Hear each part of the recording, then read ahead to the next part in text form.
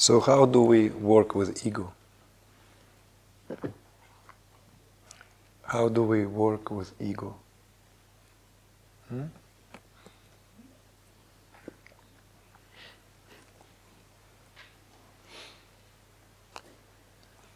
You ready to write it down?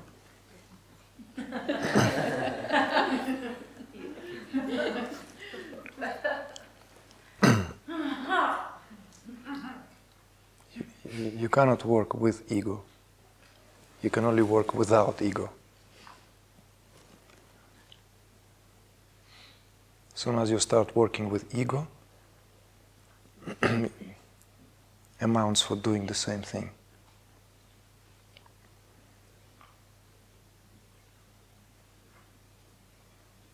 One cannot and would not be advised to oppose or to fight or to try. All these talks about to drop your ego and so forth are counterproductive. Because if we have followed closely, anything that comes from a place of the working of the mind would have its alliance there. Therefore, again, ego is often spoken of as a very, very slippery affair. It has that Mercury-like tendency to reaffirm itself all the time. Reaffirm itself all the time. Therefore, it's totally counterproductive to oppose that movement because it only makes it stronger. Or it makes it subtler, which makes it stronger.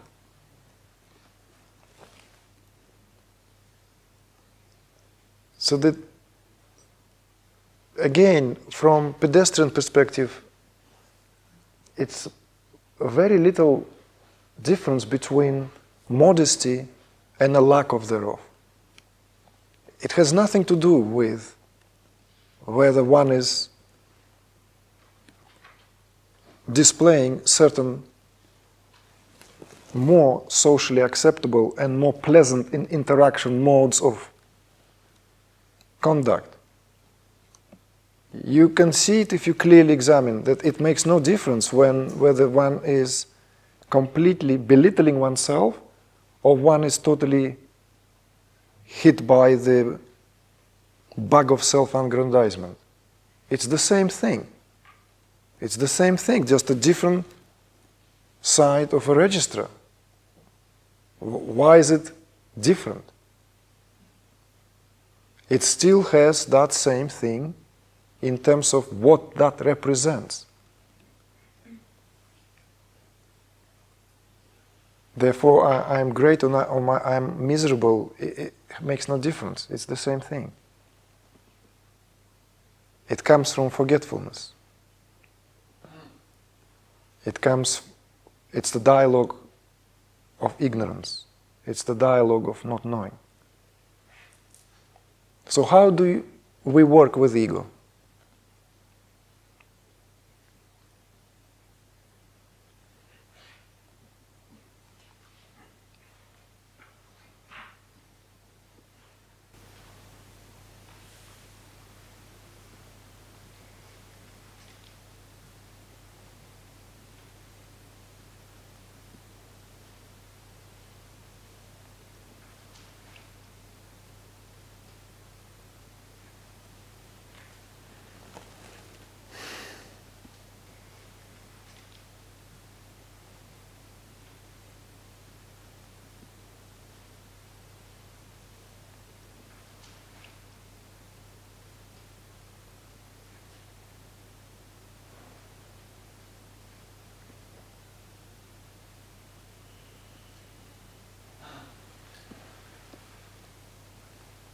So here you are up against typical situation known as paradox. The only way to work with ego is without. That's the only way. Because as soon as we start to work with it, then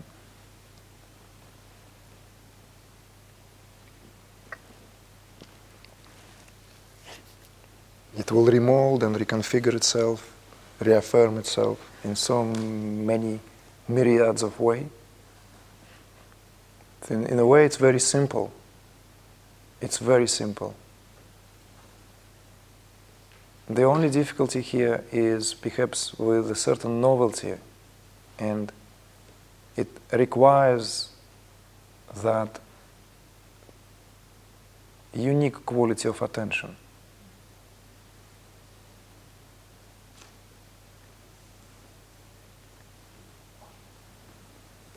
Again, it is only as a strategy, methodology,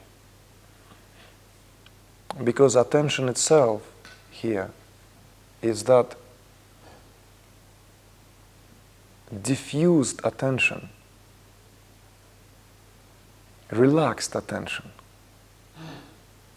not the attention that goes and begins to articulate, because that only sets mind in motion.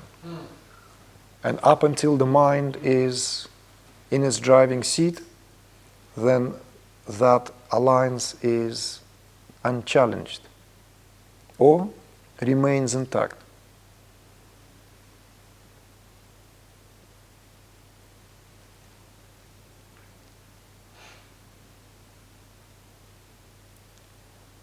I would even suggest, which goes in line of certain propositions by other adepts, that it's futile to work on the ego from the level of the mind. It's futile to work on anything to do with the process of self-realization from the level of the mind, no matter how tempting that is.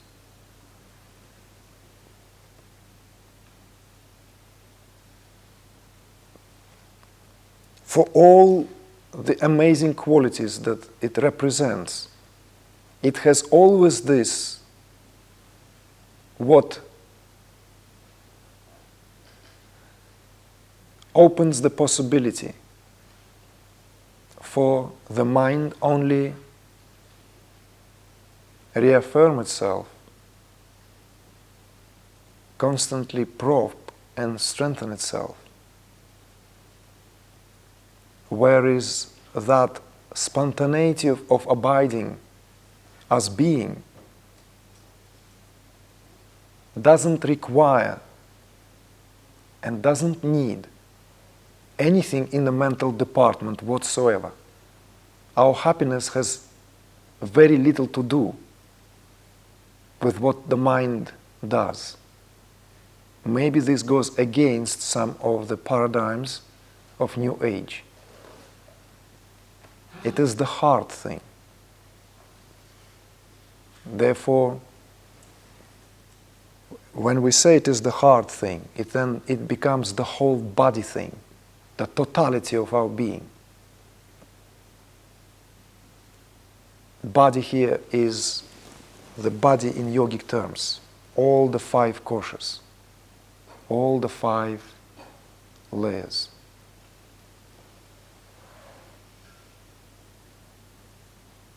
So it's more to do with sensing, intuiting, feeling it, and relaxing with very gentle and polite declining on the invitation of the mind to impose itself on our quiet time when we have tea.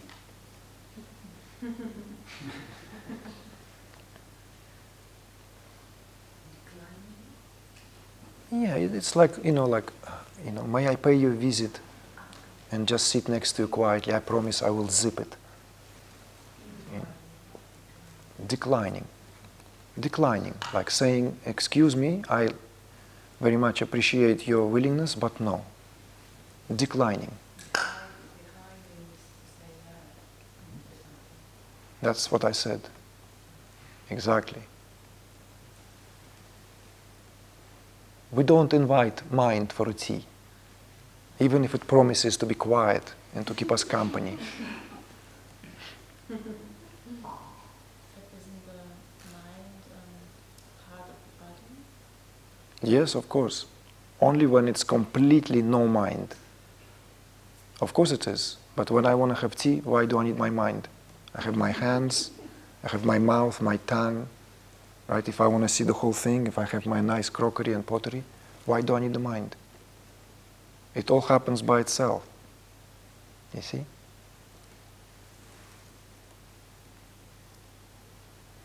Don't worry about it. See? Don't even worry about it.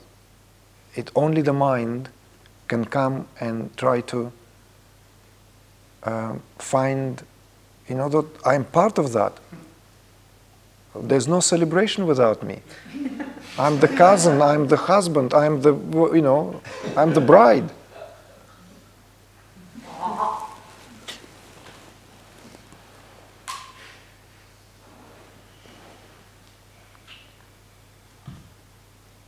Metaphor is because we cannot speak certain things, because when we say them outright, we already missed an opportunity to say it properly. Therefore, we resort to the language which refuses to point everything in articulate manner. The great example is, though you hear me mentioning this science periodically, you hear some speakers like really, this whole obsessiveness, as long as it is in compliance with the science, then that has authority. Already we turn science into religion of our time. Science deals with the language of mathematics. Do you understand mathematics? I'm clueless. I can only count lots of money. But I cannot count otherwise. When someone asks me how much is this and that, I don't understand it because my mind doesn't even want to go there. You see? It's the effect of being, like when it's too much tea in your life, sooner or later everything becomes more kind of with that jade green hue. And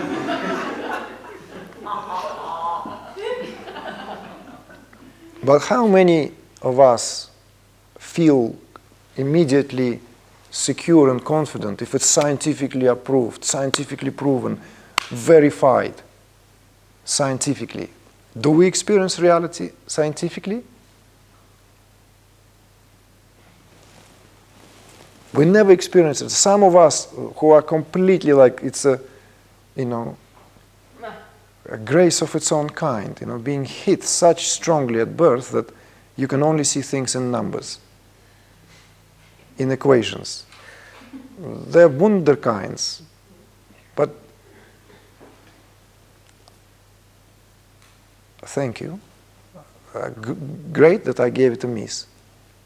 I much more enjoy life as it is, mysteriously, wonderfully, unexplainably, inexplicably, completely deprived, or rather, not at all, fitting the parameters of what my mind conceives of it. That's what makes life wonderful. That life is never fits the definition of the mind. That's what made mind at some point at ease. When we tried to, what is it? Square versus round peg? Alan? Where's Square peg in a round hole. Square peg in a round hole. We then realize that this is a daunting affair, daunting enterprise. And then we begin to live from a very different place. But there are attempts when we want to live life and we think that we can crack it and until we realize it's a cosmic joke. A different attitude rises from that. What is being said here is how to work with that sense of individuality. It's a whole body thing. It's falling back again into the body. Enlightenment is the embodiment. Anything else is fall short. Anything else is fall short. Ideas come out of when people have these illuminations, but they don't embody it. Then they start saying things that body has nothing to do with it. The philosophies and ideologies and teachings come out which are very, very confusing, often very confusing, because it does not include that what is awareness in every respect. That's why it's the matters of the heart, where we cannot understand something, we are blessed because we can feel into it. And we need to trust, and we need to intuit more, so that we can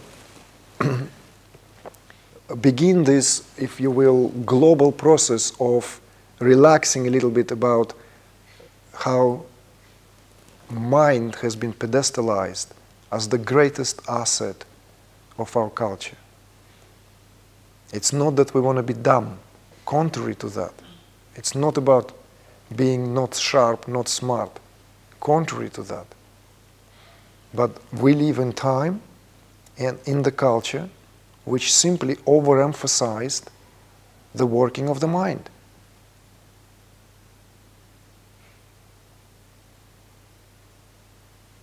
Thinkers have the great reputation. Thinkers, because they think all the time. It's like thinking, like thinking, kind of like thinking, just thinking. Buddhas, all the sculptures of Buddhas, the face doesn't look like it's thinking much, It's just the best of these effigies is very little flicker of thought there. And that state is praised way above anything else that everyone's so good at anyway. So that's just how to work with that. At every and any opportunity you can see transparently, then do not waste that opportunity or do not miss that opportunity.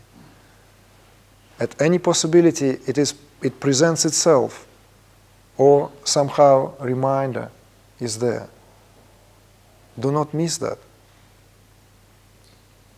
And another pattern will begin to replace that groove. Still a pattern, but it's much more conducive to your state of freedom and spontaneity and lightness of being. A pattern of seeing transparently, not identifying with what is, simply seeing what is, not withdrawing yourself either, not running away from what is, being fully present for what is. But being fully present doesn't necessitate to be engrossed in it.